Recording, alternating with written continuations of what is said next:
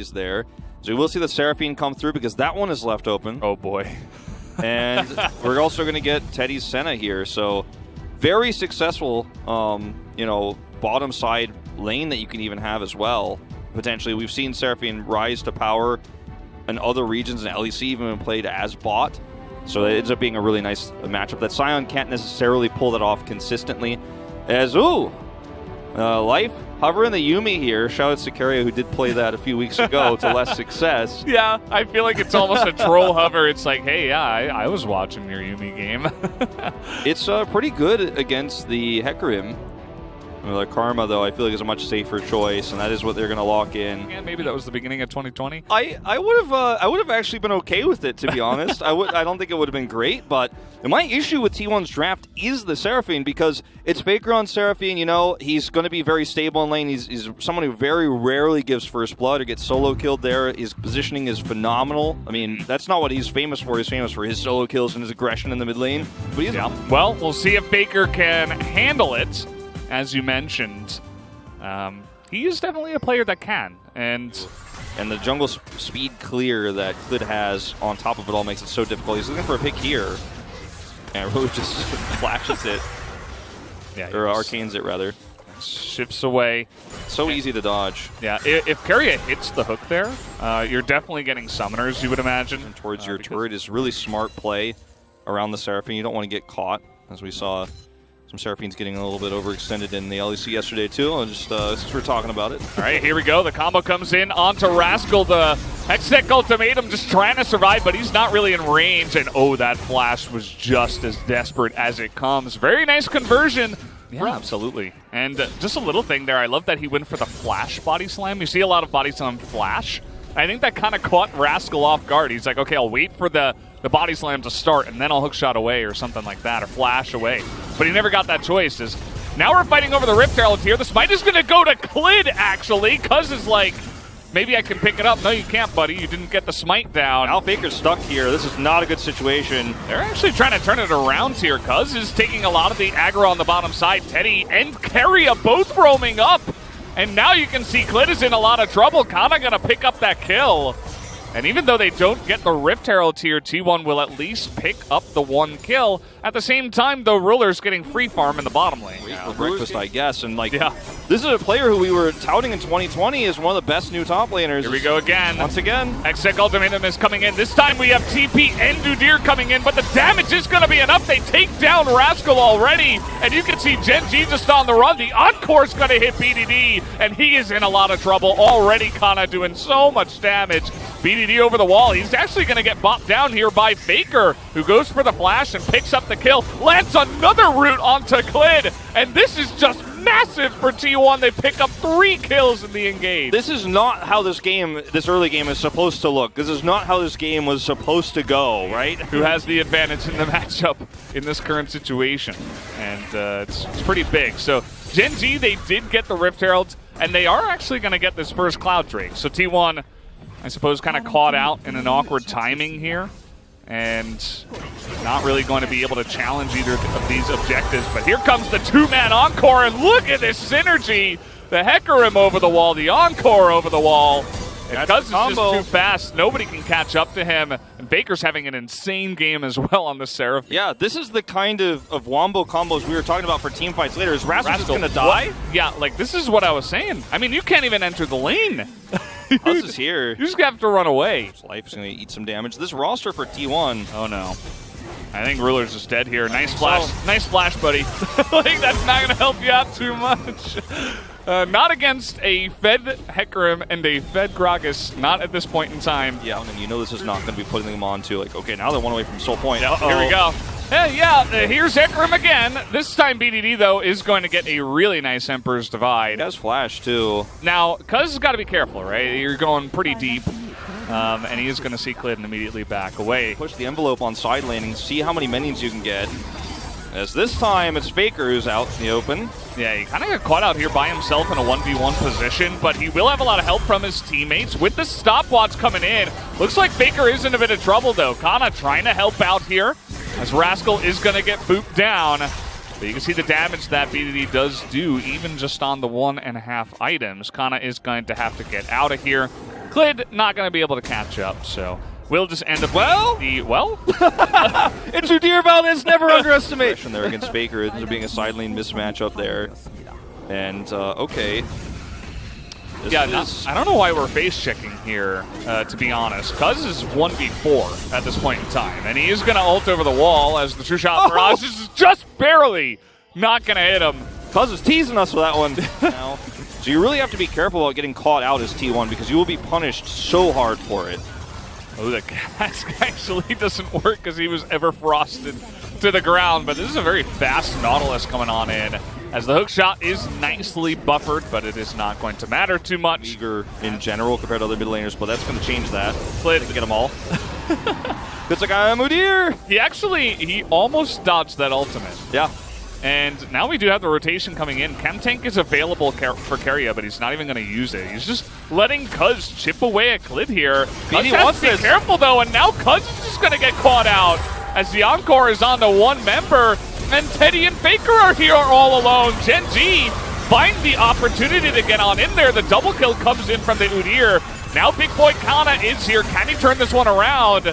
Doesn't look like the answer is yes, as Rascal is frontlining now for his team. Keria just trying to sacrifice to save the rest of his lineup as T1 are desperate to try to disengage here on a very wonky.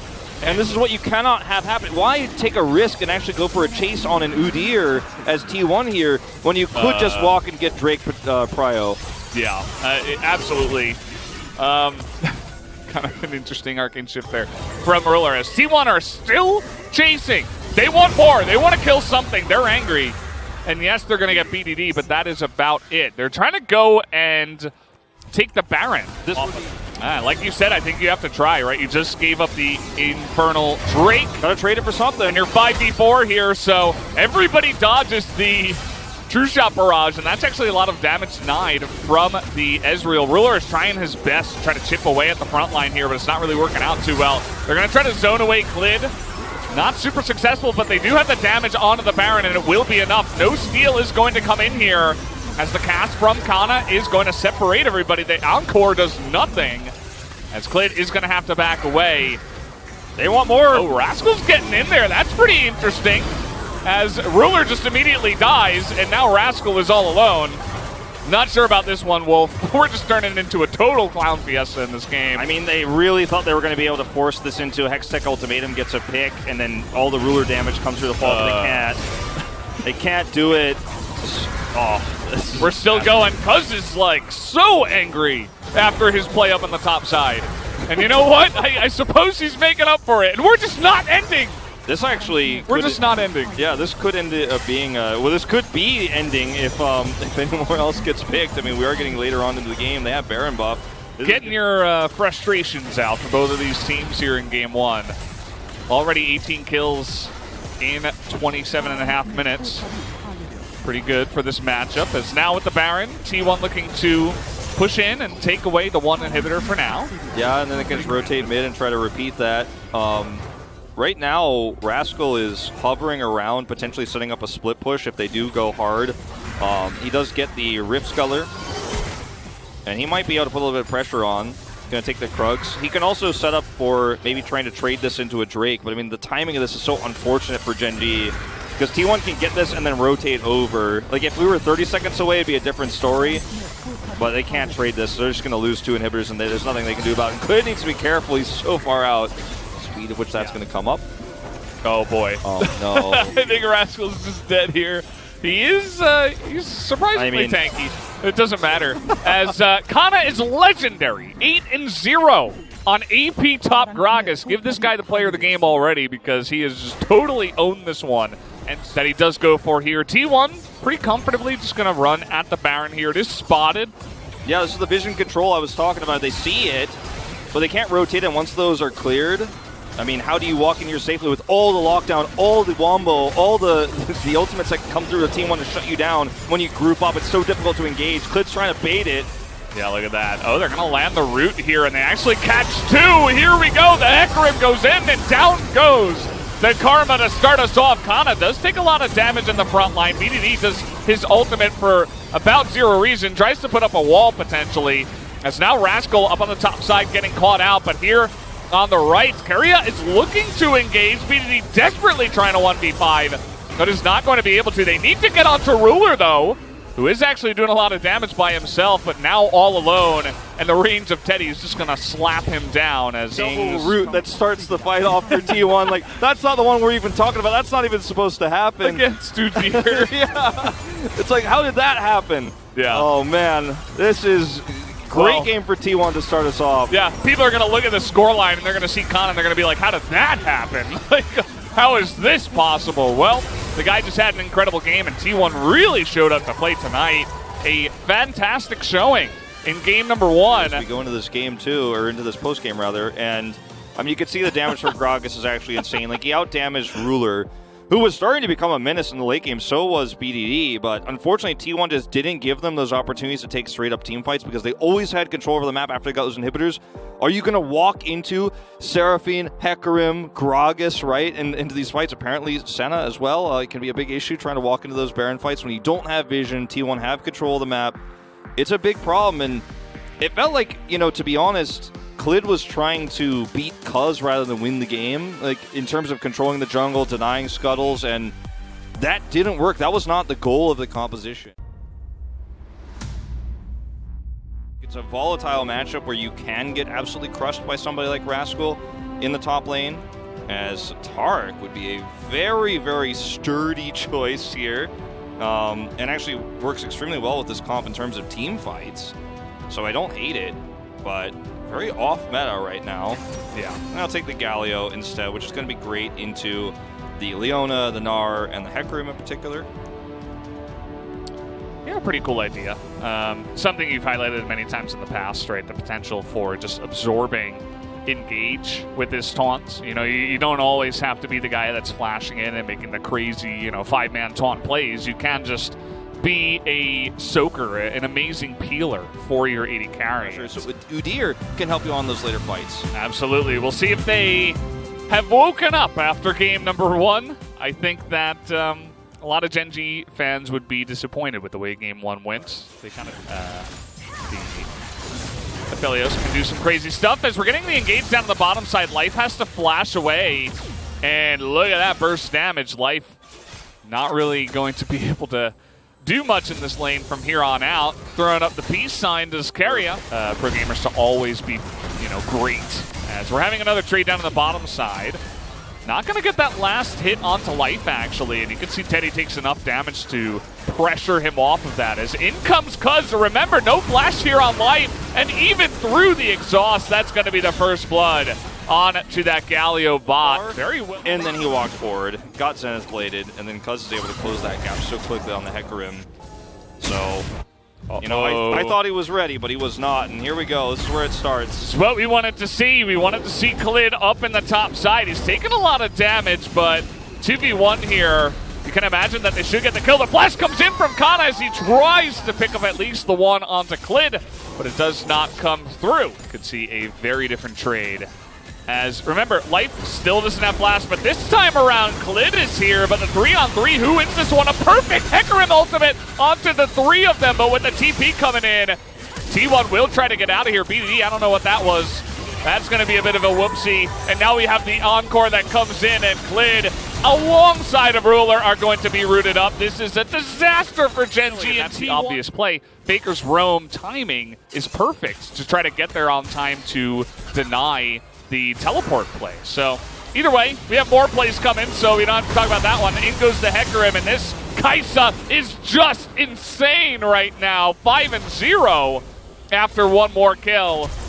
As Life has to flash away. Faker's here once again, so when you have so much lane prio like this, Valdez, you could just go around. You can loop around the backside with Hecarim.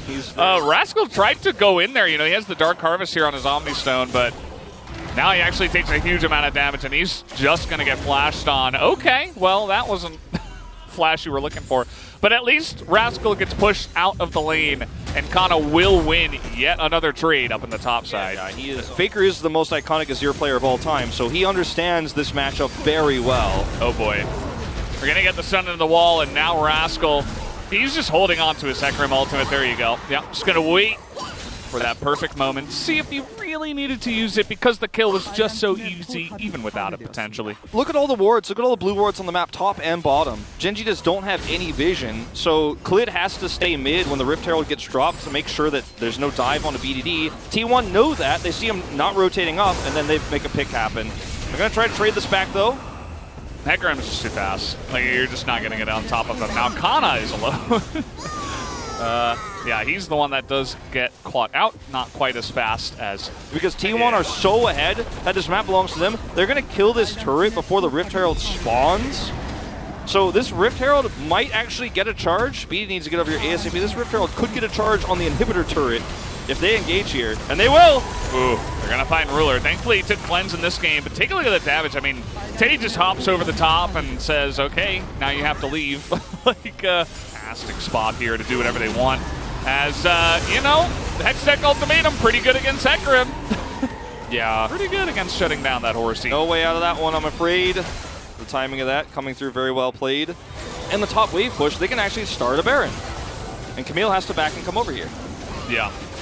So, Gen.G, the one way they win this one is they kill Kai'Sa. I think if you don't kill Kai'Sa here, you're probably just going to lose the fight. You could maybe commit, try to get Clid to go for the steal and then back away. But at this point, it looks like T1 just want to turn around on this one. The Encore is pretty lackluster, but still the front-to-back fight is here for T1. They're going to chip away. They catch Rascal, and they don't get much else. So they kill the top laner, but Clid's still with the splash available. There's still that threat of the steal, but T1 far enough ahead that they're just going to start this one up again. They used all of their, combo tools, though, all of their big ultimates here in this fight. In fact, all 5 of them were used, so...